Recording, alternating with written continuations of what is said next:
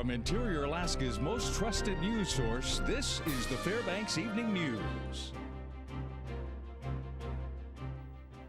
Good evening and thank you for joining us. Our top story tonight, the Fairbanks North Star Borough Assembly voted to fund pro and con statements related to a pair of initiatives on the 2014 municipal election ballot. Jamie Schwartzwald attended last night's meeting and he files this report. Trying to affect the outcome of an election. And so I don't even understand why there's an APOC requirement. Assemblyman John Davies speaking to the notion of funding the pro-con statements. The borough has traditionally provided fact sheets on ballot initiatives, but this is the first time the municipality sought to gain pro or con statements from the public to be included with the informational insert.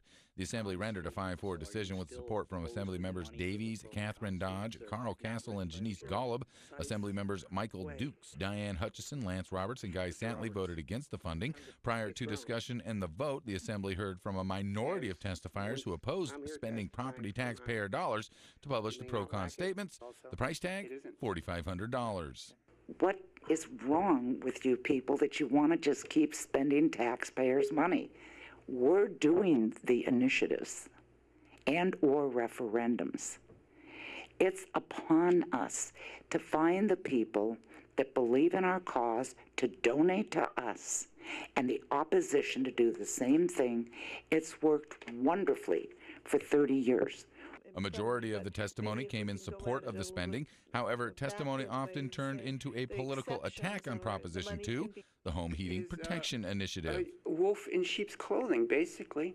And if that's the only thing people have before them when they get into the voting booth, surely they will vote in the affirmative way, not realizing that they are causing pain and suffering and perhaps premature death in some people. We had clean air.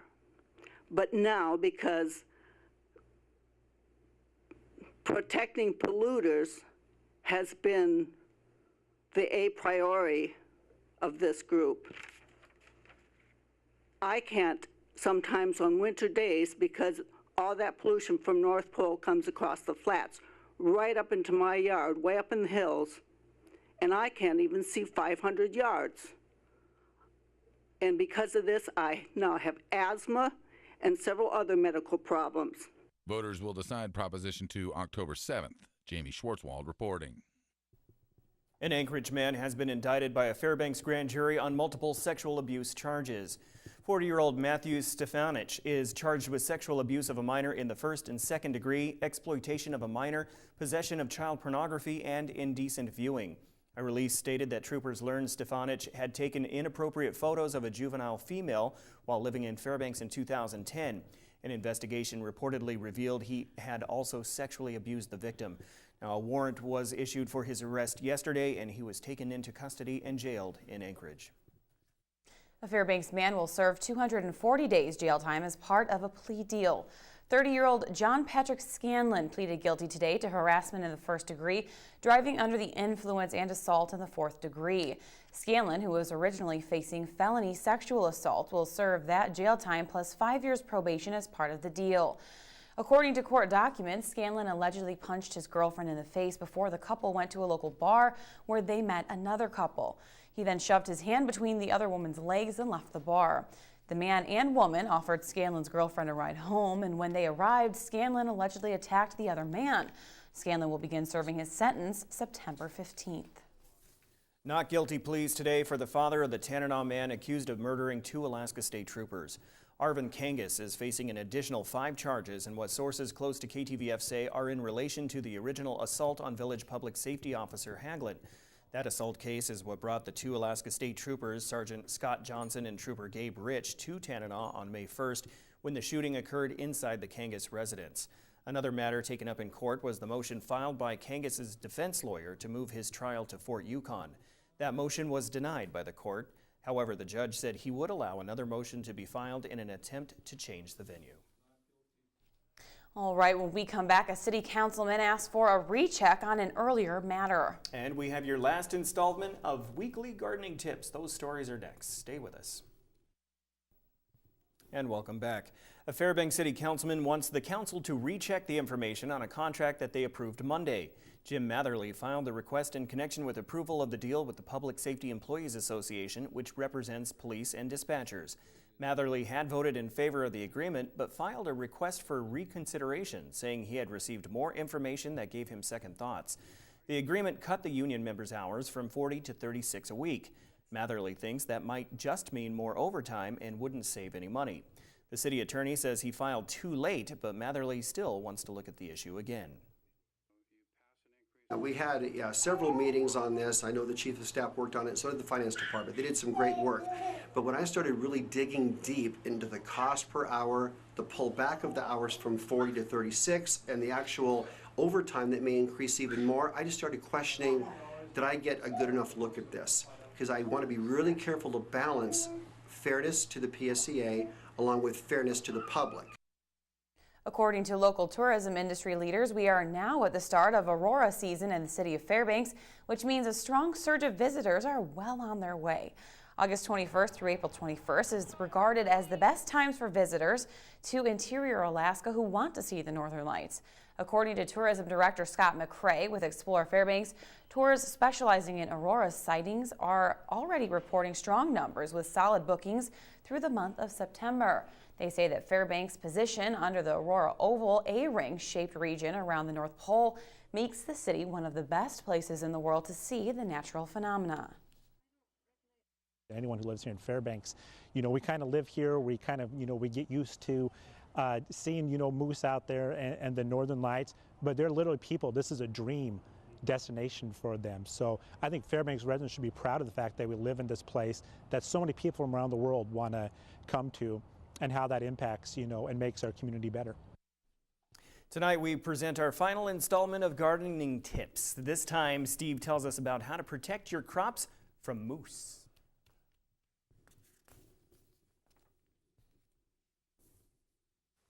Hi, this is Stephen Seifelt with the Cooperative Extension Service here at Spinach Creek Farm.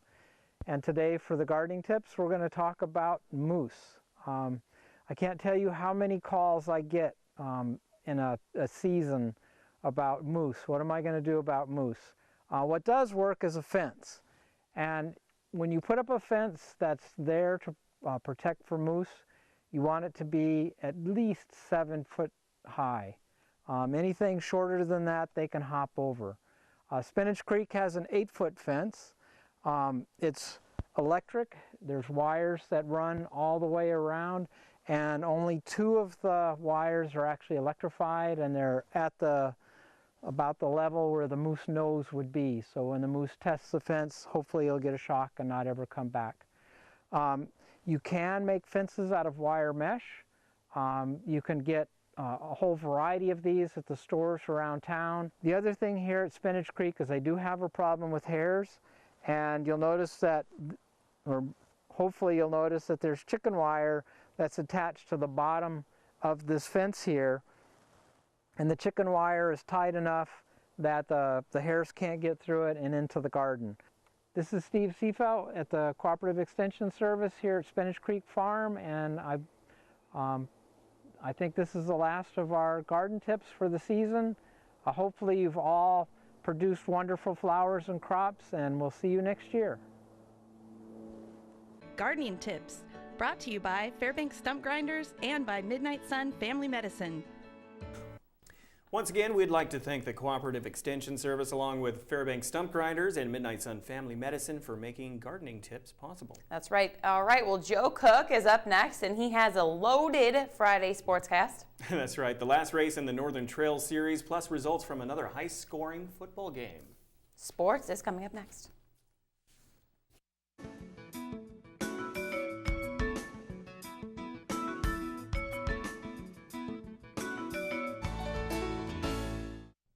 Welcome back, Interior Alaska. Time for some Friday sports. Last night, the North Pole Patriots football team almost won another classic game in another shootout. The Patriots led 49-48 with about 4 minutes left, but Palmer scored in the final minute and survived 54-49 for their first win of the season. Chase Ferris scored the game winner when the ball fell into his hands after a Patriots defender tipped a pass. Now check out these stats. 15 touchdowns were scored in this game. Ferris had 6 of them, including 291 rushing yards for Palmer. DeAndre Campbell had 214 rushing yards and 2 scores for North Pole. Quarterback Garrett Summer had 3 scores as well. The Patriots are now 2-1. The Hutchinson Hawks had their second home game of the season on Thursday night. Lathrop was coming off of a win over Delta, and Hutch beat North Pole in their opener. Third set action here. Hutchinson took the first 2 sets 25-8, 25-14. The Mutes were fighting back, trying to avoid the sweep. Tyra Doe led the Lathrop Malamutes with 6 kills as Lathrop led much of the third set. Hutchinson would rally, though, getting timely kills from Michaela Hayren and Annalie Tidwell. Tidwell had 6 kills, and Lena Heinrichs had 10 big blocks for Hutch. They were down by 6, but they tied it at 20 all late in the third. They went to Angel Ochoa, who had 6 kills. 3 of them came late in the third. Lathrop erred in the last 3 points of the set, and Hutch gets the sweep and improves to 2-0.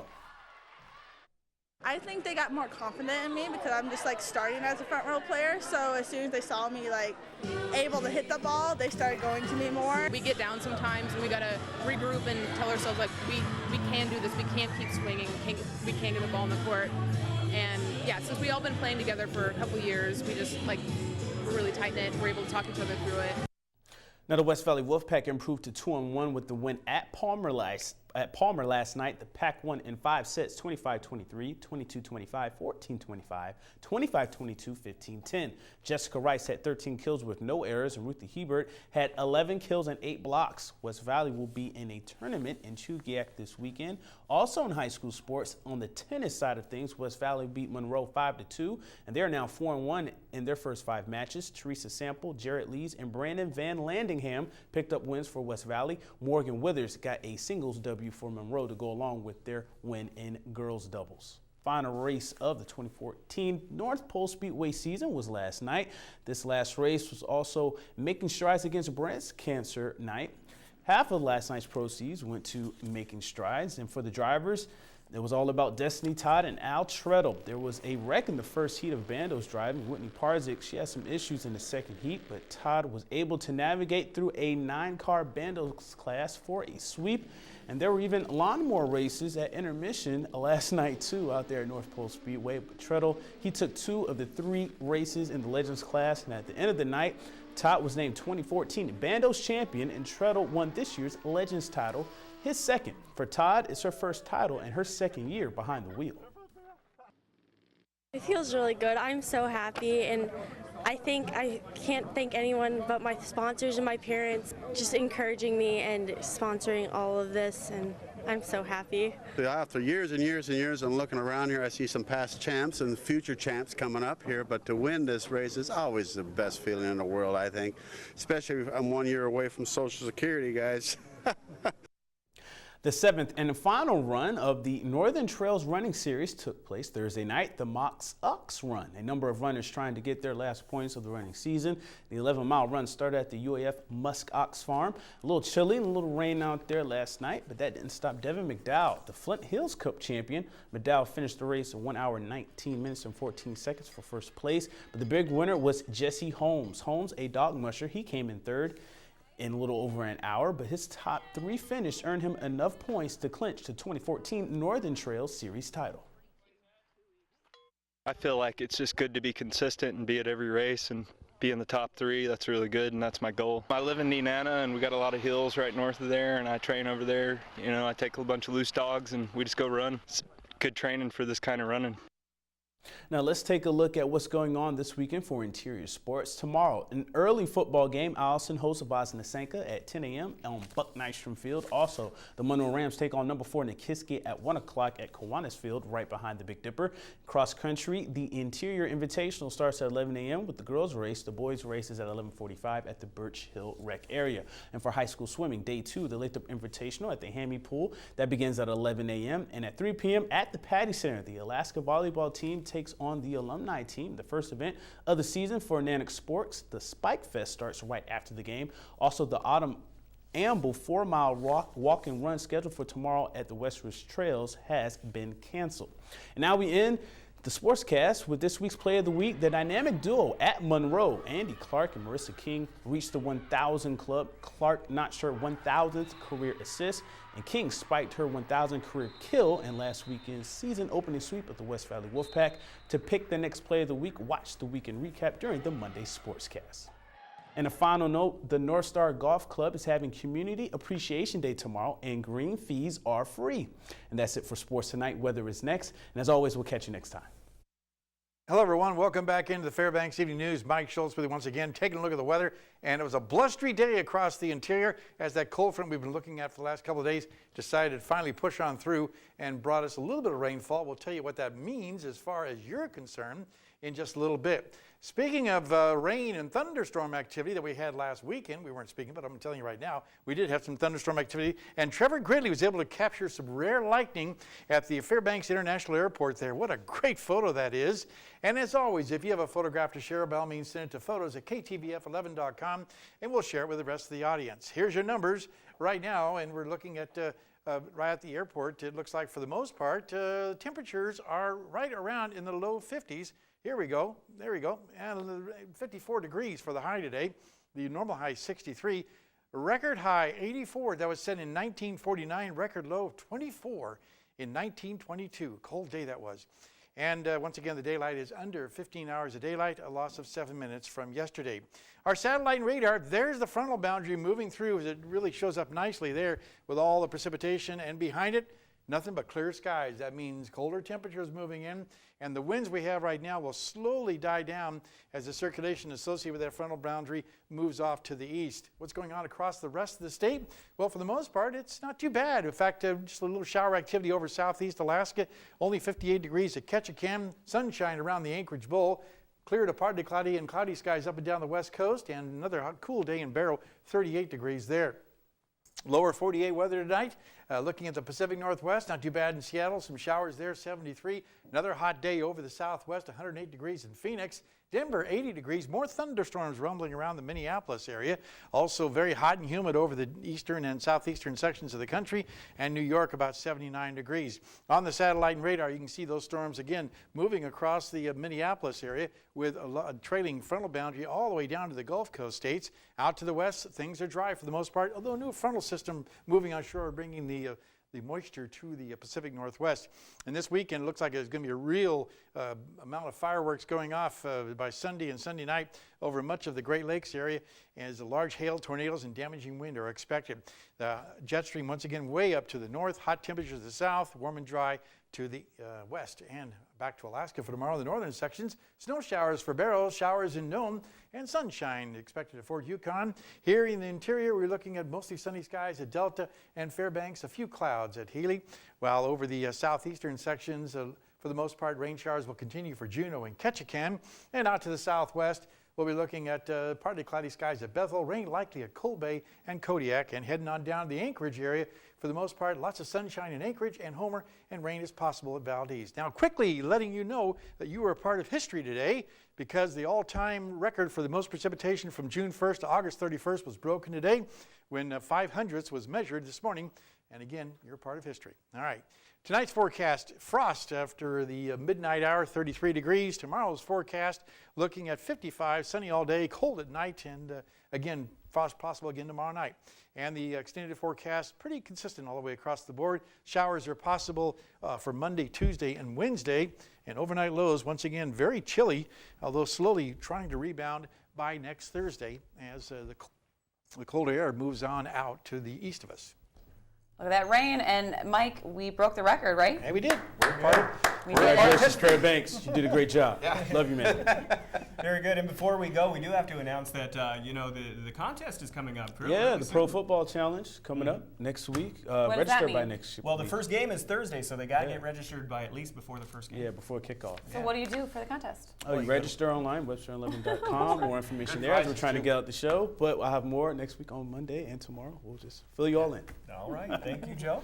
That'll wrap up this edition of the Fairbanks Evening News. We are glad you could join us. Tonight on NBC Nightly News, the NFL is cracking down on domestic violence with a new policy. That's up next with Lester Holt. You can join us here 6 days a week at 6 and 11 or online anytime at webster11.com. Stay warm, Fairbanks, and we'll be back at 11 o'clock to let you know what's happening. See you then.